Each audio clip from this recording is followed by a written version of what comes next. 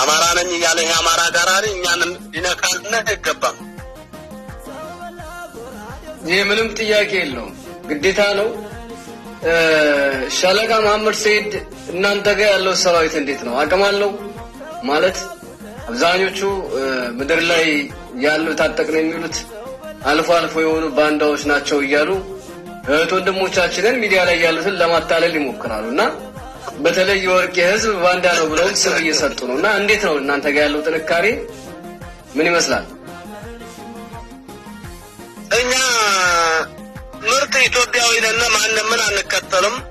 መከላከያ ሰራዊታችን ከተነካ አሁንም አፈር እናድጠዋለን። ማንንም ይሁን ማንንም የአፋር ተቃዋሚ ሆኖ መከላከያን ከወጋ እንወጋለን። የአማራ ተቃዋሚ ሆኖ መከላከያን ከወጋ እንወጋለን። ትግሬ ብሎ መከላከያ ሰራዊታችን ከነካ አሁንም እንወጋለን። ለምን? መከላከያ ሰራዊት የኢትዮጵያ ዋልታ አጥንት ነው። አለቃ የሚባል ውሃ ትልቅ ውሃ አለ።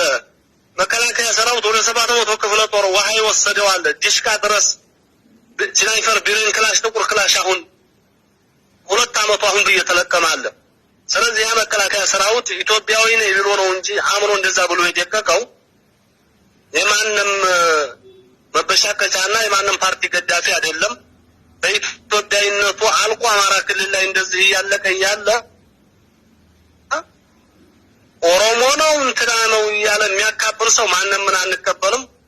በነገራችን ላይ የኛ የወርቄ ወጣት ያው የጎታ ንብ ታውቅ እንደሆነ የጎታ ንብ የሆነ ወይም ቅቤ ወይም የሆነ ሽታ ነገር ካስነካኸው ተነስንሶ ያ የጎታ ንብ ሀገርን ያጠፋል።